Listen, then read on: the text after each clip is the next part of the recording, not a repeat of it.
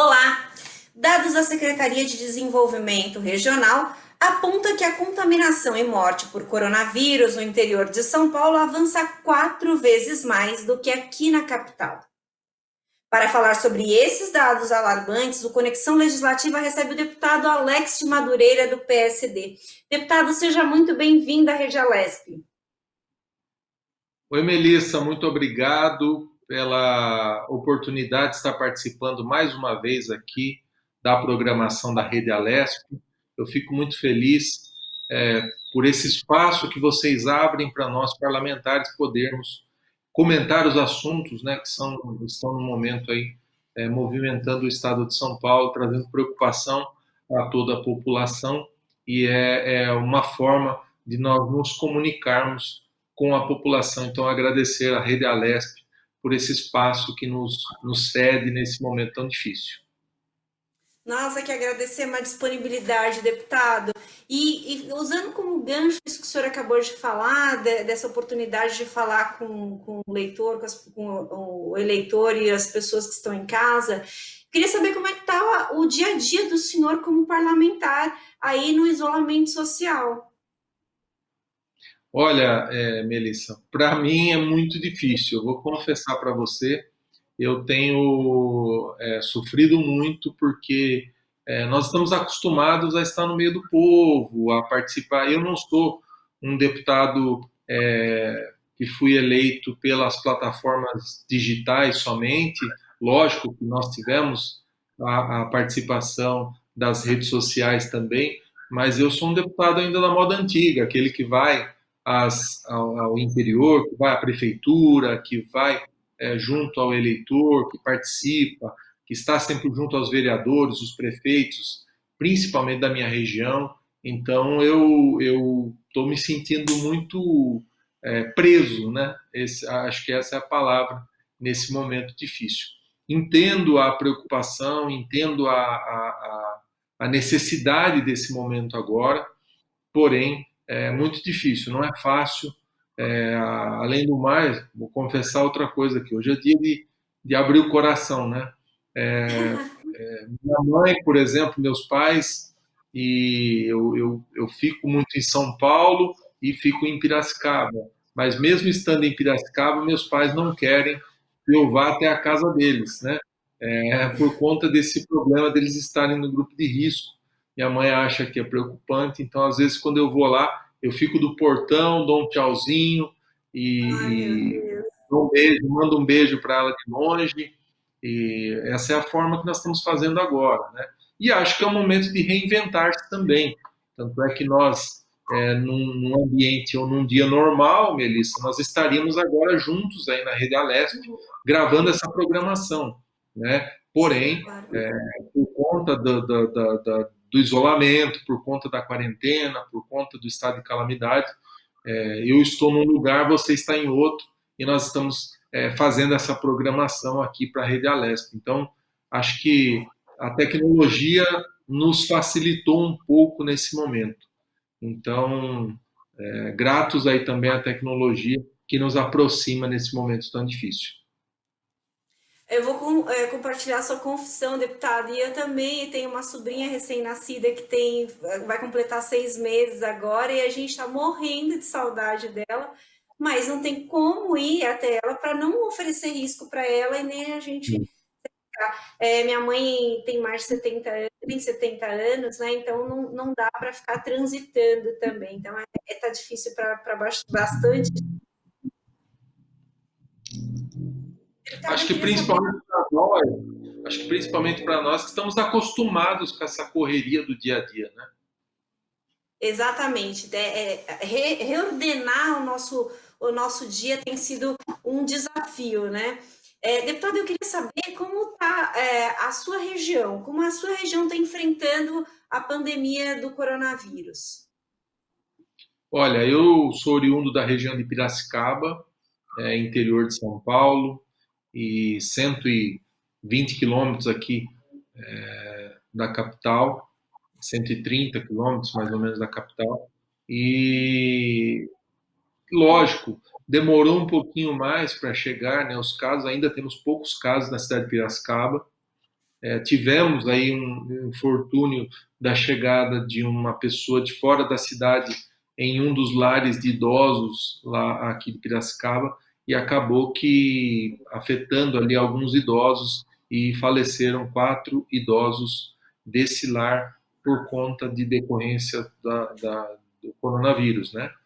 E foi um momento muito difícil, houve depois o isolamento ali, até porque ninguém sabia, né, que tinha acontecido isso quando teve a confirmação, e isso foi controlado, né? A cidade está preparada, sim, está com isolamento acima da média do que se espera aí no estado de São Paulo. É uma cidade bem preparada em todos os sentidos, tem uma saúde bem preparada, e sofrendo como todo mundo, né? E a região ali é uma região bem interiorana mesmo, né? Tem muita cultura agrícola ali na região ainda, né? As cidades do entorno e Piracicaba acaba sendo um polo, né?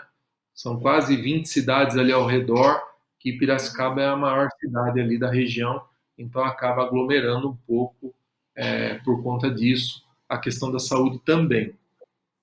Uhum. Deputado, a Secretaria de Desenvolvimento Regional trouxe um dado aí nas últimas coletivas com o governador de que o interior e o litoral subiram 4 vezes mais aí o número de casos, ou seja, o potencial está 4 vezes maior da propagação no interior do que comparado à capital, que é ou ainda é o epicentro da pandemia de Covid. E aí a secretaria atribui isso à falta de isolamento social, à falta da adesão ao isolamento social. Queria saber o que o senhor acha dessa questão. Eu acho que demorou um pouquinho mais, Melissa, para os casos chegarem no interior, né? E acabaram chegando um pouco depois do que já vinha acontecendo na capital, né? Esse controle mais rigoroso foi feito em São Paulo. Apesar de que eu tenho visto nas cidades do interior, principalmente na minha região, que esse isolamento social tem sido respeitado. Então, eu acho que essa subida também de casos também é por conta de uma melhoria nas subnotificações, né? Eu acho que agora, quando nós não temos mais os exames, aquele gargalo dos exames, né? Os exames estão em dia, então isso demonstra também que as subnotificações agora vão aparecer, né? Então, acho que esse é um dos motivos. Acho que deve ter um nivelamento agora, mas as cidades estão preparadas. Eu acho que o Estado se preparou muito bem para esse momento e agora nós pedirmos a Deus que isso passe logo e combatermos da forma que podemos agora, controlando, cuidando dos doentes, controlando, fazendo esse isolamento para que a disseminação desse vírus não continue, mas eu acredito que um pouco desse aumento que foi registrado tanto no interior como no litoral se deu por conta disso também. O vírus demorou um pouquinho mais para chegar no interior e também a questão das subnotificações, que agora com os exames em dia acaba terminando com isso.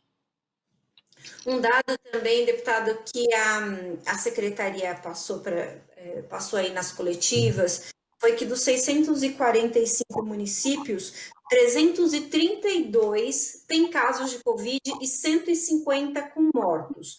E na perspectiva do governo do estado, eles acreditam que até o final de maio todos os municípios serão afetados de alguma forma, terão casos de coronavírus de alguma forma. Eu queria saber do senhor, e aí a gente pode analisar aí, deputada, a questão de municípios pequenos, que tem 2.000 habitantes, 3.000 habitantes, que não tem a mesma infraestrutura do que Piracicaba, por exemplo, que está no centro de um polo ali de cidades. Eu queria saber, municípios com 2.000 habitantes, por exemplo, qual que é a importância desses municípios de receber as emendas parlamentares dos senhores deputados?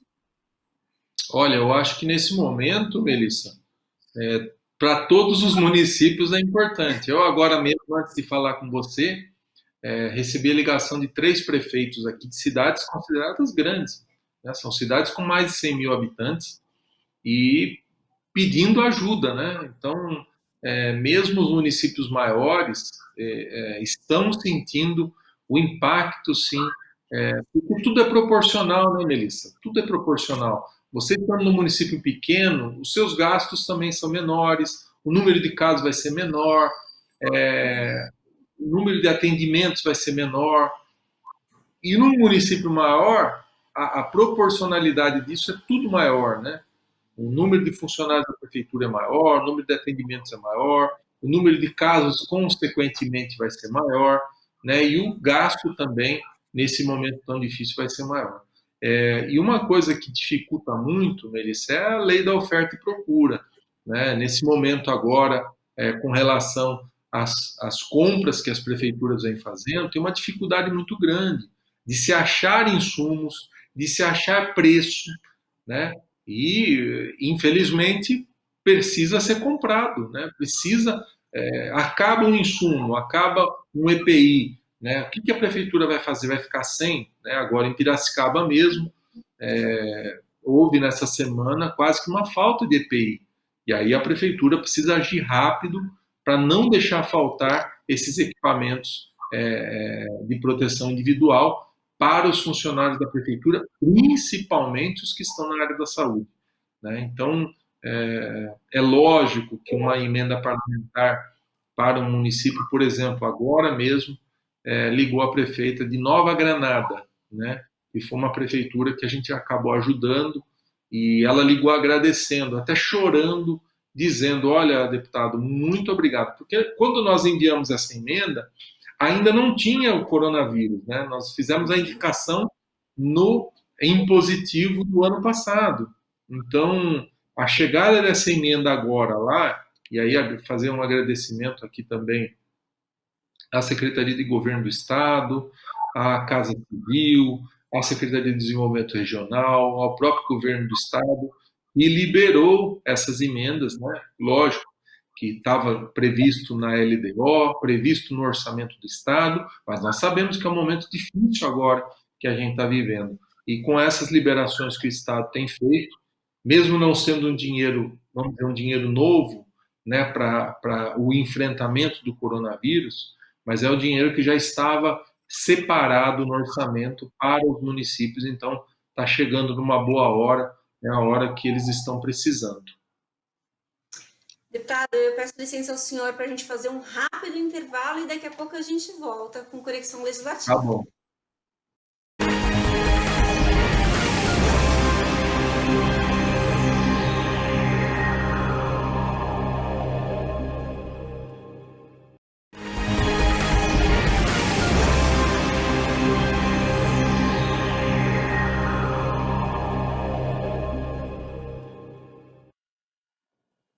Voltamos com Conexão Legislativa, hoje recebendo o deputado Alex de Madureira, do PSD.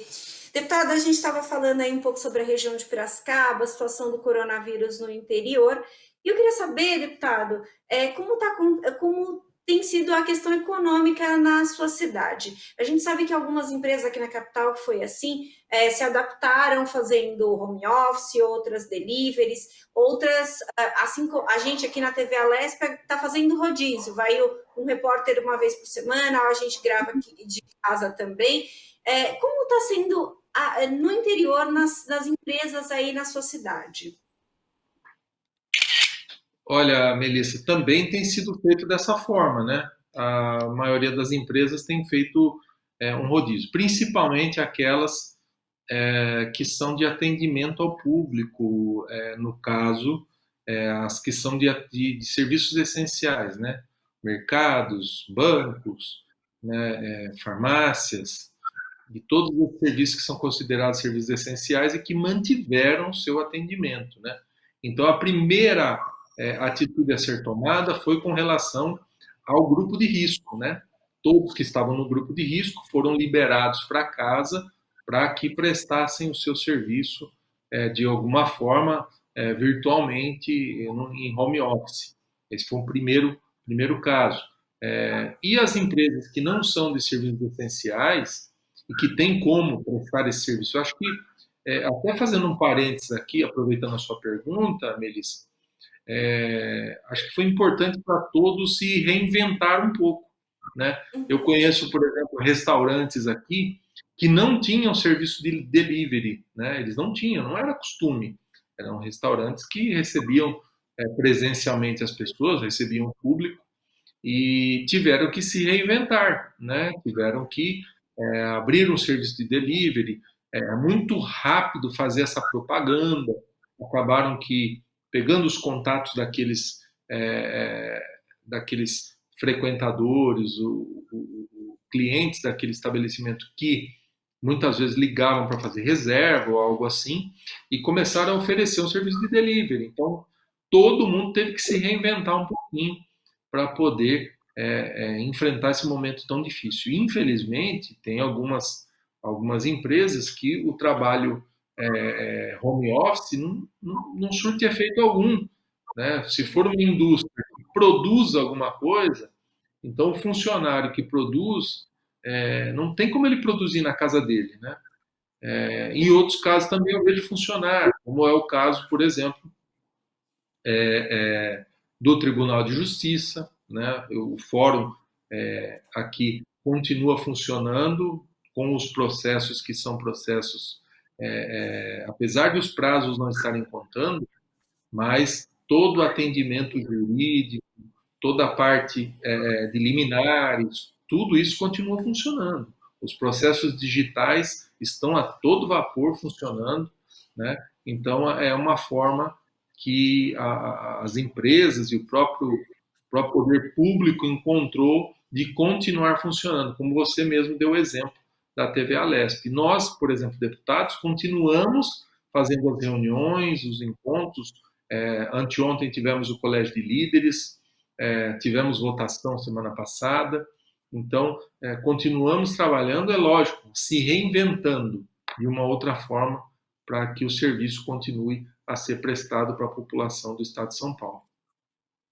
Deputado, e o impacto econômico que a cidade sofreu foi muito grande? Muito grande, muito grande. Piracicaba e toda a região aqui é uma região que sempre teve uma vocação para a agricultura, né? Aqui é muito conhecida a região como uma região sucroalcooleira. Sempre teve usinas, sempre foi muito forte na questão do açúcar e álcool, plantação de cana-de-açúcar e tudo mais. E é uma região que tem muito comércio, né? Piracicaba, por exemplo, como eu te disse, acaba sendo um polo comercial aí da região. As pessoas vêm para fazer compras em Piracicaba, ou para ir ao shopping, ou para ir ao centro, onde é o centro comercial, e se utilizar dos serviços que ali tem. Mas, e é óbvio, quando você fecha o comércio, quando você restringe o acesso das pessoas por conta dessa quarentena, a economia, o impacto é muito rápido, né? Principalmente naqueles comerciantes que são comerciantes que vivem do seu dia a dia, né? Que não tem estoque, que compram para vender no outro dia, né? Principalmente os informais, os microempresários que vivem ali e fazem seu dia a dia através do comércio informal, muitas vezes. Então, esse impacto econômico já tem sido visto. Nós temos números aí do estado de São Paulo, eu não tenho como te dar números aqui da cidade, a associação comercial é muito forte aqui, presta sempre um serviço muito importante, e inclusive entraram com uma ação na justiça tentando reabrir o comércio, mas infelizmente ou felizmente, a justiça negou esse pedido, né? Então continua o isolamento, continua a quarentena, continuam as lojas que não são de serviços essenciais fechados e sofrendo também com a relação econômica na cidade. Quem está indo bem, Milena, são os supermercados, farmácias que Uhum. continuam funcionando, né? Isso é óbvio, são serviços considerados serviços essenciais. Porém, outros serviços têm sofrido sim com a falta do giro da economia aí. Deputado, falando um pouco aí sobre a questão do trabalho dos deputados. A gente sabe que logo no início da pandemia, o deputado Cauê Macris determinou que fossem feitas as sessões virtuais, e rapidamente o parlamento se movimentou para ajudar os municípios, para socorrer os municípios nesse momento. E aí foi votado o decreto de calamidade, o decreto dos fundos especiais, aí, o projeto aí dos fundos especiais do Estado, e toda essa movimentação gerou aí pelo menos R$ 1 bilhão para os municípios, para os 645 municípios, e também a possibilidade dos municípios alterarem aí as prioridades do orçamento por meio do decreto de calamidade. Eu queria saber como que se esse dinheiro já está chegando nas pontas, né, nos municípios, e qual foi a importância dessa movimentação do parlamento para as cidades. Olha, Melissa, eu acho que poderia ser um pouco mais rápido, né? As ações do poder público, isso eu não estou falando de executivo, legislativo, judiciário, estou falando do poder público no âmbito geral. Elas são muito morosas, elas são muito demoradas, elas são muito burocráticas, né? Em tudo, né? E em situações como essa que nós estamos vivendo, uma situação de calamidade pública, algumas dessas amarras, dessa burocracia, elas podem ser diminuídas, né? Esse tempo de resposta ele pode ser diminuído. Porém, todo esse recurso que está sendo destinado, não só esse dos fundos, né? Na verdade, os fundos, a intenção foi deixar ele desamarrado, liberado pela Assembleia Legislativa para que o Poder Executivo, em algum momento, se precisar usar esses fundos, faça uso deles. Alguns recursos que chegaram aos municípios até esse momento são recursos vindos, na sua maioria, do governo federal.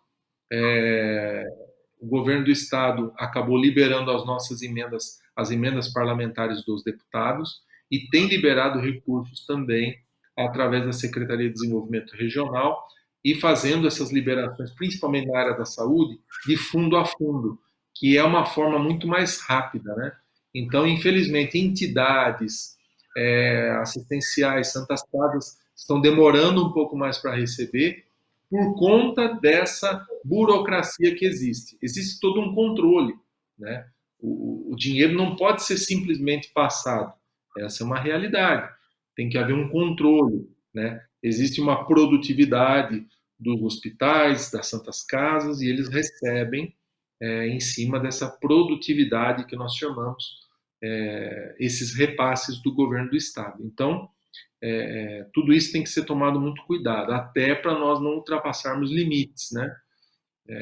Infelizmente, vira e mexe, nós vemos casos de limites serem ultrapassados. Então, acho que quanto mais nós tomarmos cuidado, mais nós temos que achar um jeito de que esse recurso chegue logo aos municípios. Teremos agora também um outro recurso que chegará, foi votado no Senado, agora voltou para a Câmara novamente. Primeiro foi votado na Câmara, voltou para o Senado, agora voltou para a Câmara de novo.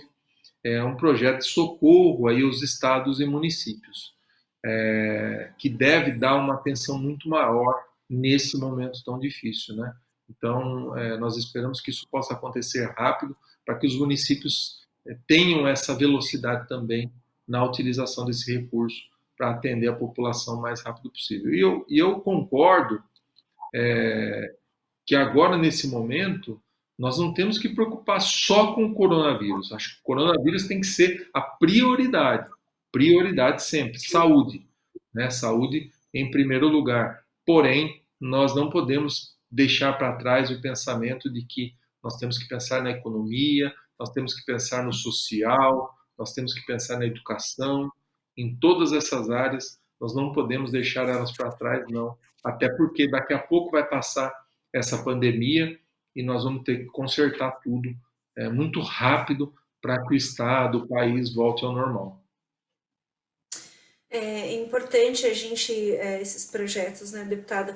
Eu queria falar um pouquinho sobre, a gente já está próximo do final do nosso papo, e eu queria falar um pouquinho sobre o projeto que reduziu os salários dos deputados, na verdade, reorganizou as finanças aí do Parlamento Paulista, foi um projeto pioneiro, né, e que muitos deputados comentaram que gostariam que outras, as câmaras e até a Câmara Federal também copiasse, entre aspas, aí, o projeto. Eu queria saber o que o senhor pensa a esse respeito e se o senhor vê essa movimentação também aí com relação aos deputados federais e ao Senado. Melissa, sim, sim. Esse é o projeto de resolução número 13 de 2020, que foi votado a semana passada,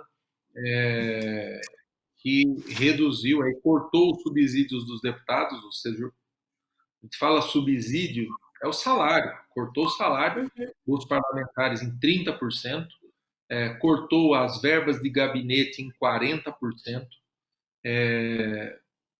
cortou não, houve uma doação do fundo da Assembleia, um fundo especial para as despesas diversas. Esse fundo, né, foi feita a doação de 80% desse fundo. Também foi feito um escalonamento para os funcionários comissionados, que partiria de 0 até 20%, dependendo do valor que esse funcionário receba. Se for, no caso, acima de 10 salários mínimos, o corte seria de 20%.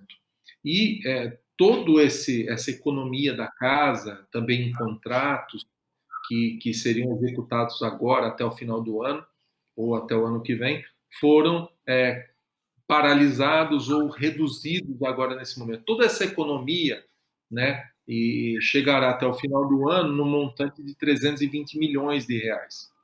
Quando nós falamos esse valor, Melissa, é um valor grande, pelo amor de Deus, mas para o estado de São Paulo, né, que tem um orçamento de 239 bilhões de reais no ano, 239 bilhões, 320 milhões de reais, é 0,1% do orçamento do Estado. Né? Então, eu acho que foi mais um gesto que a Assembleia Legislativa pôde fazer para o combate ao coronavírus. Acho que foi um gesto dos próprios deputados em reduzir os seus salários nesse momento, em cortar os seus salários. Eu até fiz uma brincadeira aqui em casa, porque o meu aluguel, eu falei, eu vou pedir para o proprietário cortar em 30% também. Vou pedir para o mercado me dar um desconto de 30%. Ou água, energia e tantas outras coisas, mas não é assim, né? E tem pessoas ainda, eles que infelizmente criticam, né, os parlamentares e dizem assim, olha, vocês teriam que ter cortado mais. Por que não cortou 60%? Por que não cortou 100%? Né? Só que eu, por exemplo, vivo do meu salário, vivo do meu trabalho hoje. Eu não tenho outra renda, não tenho outro ganho. Então, eu estou, como todos nós fizemos, nós estamos dando a nossa contribuição, cortando na própria carne nesse momento tão difícil, que eu sei que é difícil para todos e está sendo difícil para nós também. Eu também tenho família, eu também tenho meus pais, tenho minhas irmãs, tenho toda a minha família que depende também de nós de alguma forma. Então, mesmo nesse momento difícil, acho que foi uma contribuição muito grande da Assembleia Legislativa, um gesto, um ato muito grande que tem todo o meu respeito, teve meu apoio e teve meu voto sim. Deputada, eu queria muito agradecer a presença do senhor aqui no nosso programa.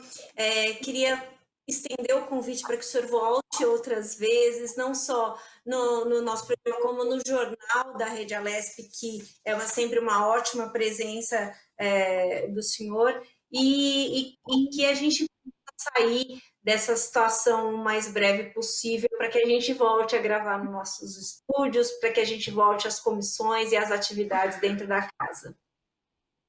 Eu também espero, num momento muito rápido, né, muito breve, nós possamos voltar às nossas atividades normais. Agradecer a você, Melissa, toda a equipe aí da Rede Alesp. Muito obrigado a todos vocês. É um prazer estar participando aqui do programa Conexão Legislativa. Parabéns a vocês que têm trazido à população do Estado de São Paulo informação. E a informação e também o nosso trabalho parlamentar aqui sendo mostrado através de vocês. Então, muito, muito obrigado. Estou aqui à disposição. Quando precisar, estamos aqui. Muito obrigada, deputado. Conexão Legislativa fica por aqui. Agradecemos muito a sua audiência, a sua companhia e até breve.